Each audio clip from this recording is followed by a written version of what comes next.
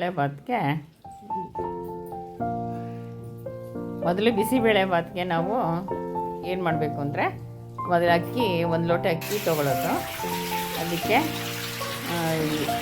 ಒಂದು ಲೋಟ ಅಕ್ಕಿಗೆ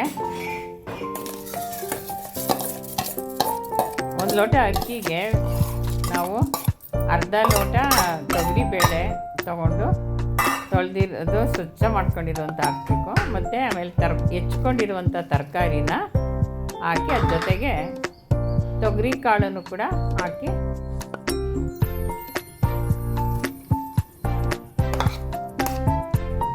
ತೊಗರಿ ಕಾಳು ಹಾಕಬೇಕು. ಮತ್ತು ಇದಕ್ಕೆ ನಾವು ಮೆತ್ತಗೆ ಬೇಯಿಸ್ಕೋಬೇಕು ಅಂದರೆ 3 ಪಟ್ಟು ನೀರು ಹಾಕಬೇಕು.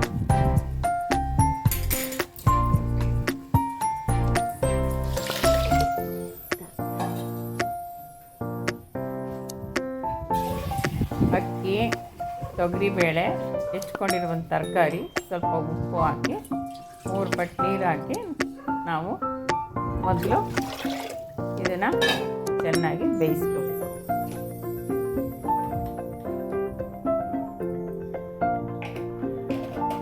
ಸ್ವಲ್ಪ ಅರಿಶಿನನೂ ಹಾಕಬೇಕು.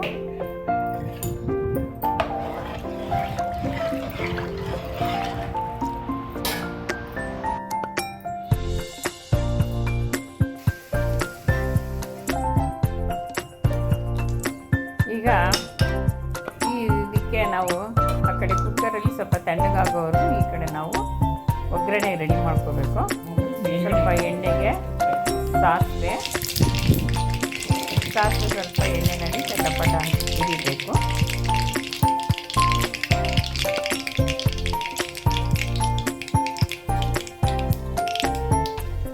ನಂತರ ಇದಕ್ಕೆ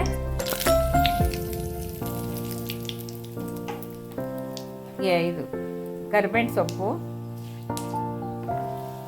ಒಣಮೆಣಸಿನ್ಕಾಯಿ, ಜಜ್ಜಿರುವಂಥ ಬೆಳ್ಳುಳ್ಳಿನೂ ಹಾಕಿ ಎಣ್ಣೆಯಲ್ಲಿ ಫ್ರೈ ಮಾಡಬೇಕು.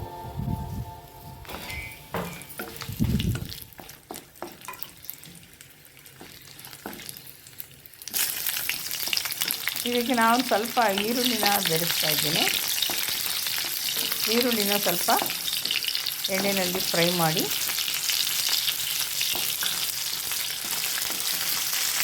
ಹೆಚ್ಕೊಂಡಿರುವಂಥ ಕ್ಯಾಪ್ಸಿಕನ್ನು ಹಾಕಿ ಎಣ್ಣೆಯಲ್ಲಿ ಫ್ರೈ ಮಾಡಿದ ಜೊತೆಗೆ ಸ್ವಲ್ಪ ಟೊಮೊಟೊನು ಕೂಡ ಚೆಂದಾಗಿ ಹೆಚ್ಚಿರೋದನ್ನ ಟೊಮೊಟೊನು ಕೂಡ ಹಾಕ್ತಾಯಿದ್ದೀನಿ.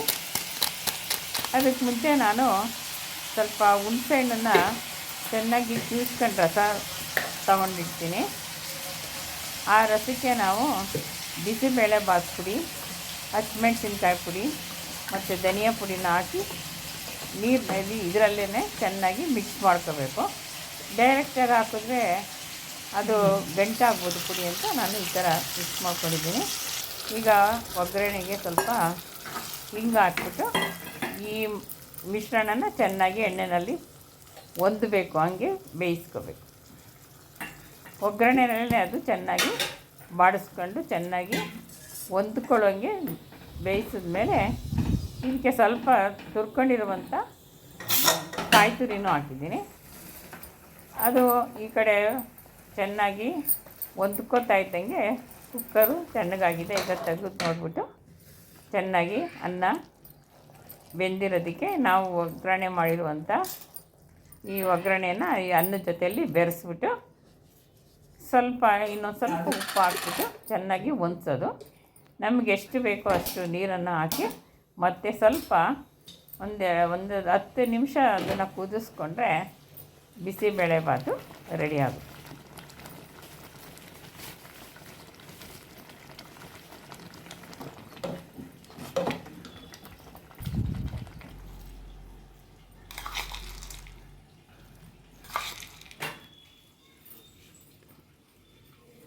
ಈಗ ಹೋಟೆಲ್ ಸ್ಟೈಲಿ ನನಗೆ ಬಿಸಿಬೇಳೆಭಾತು ತುಂಬ ರುಚಿಯಾಗಿದೆ. ಅದರ ಜೊತೆಗೆ ನಾವು ಖಾರ ಬೂಂದಿನ ಹಾಕಿ ಸರ್ವ್ ಮಾಡೋದು.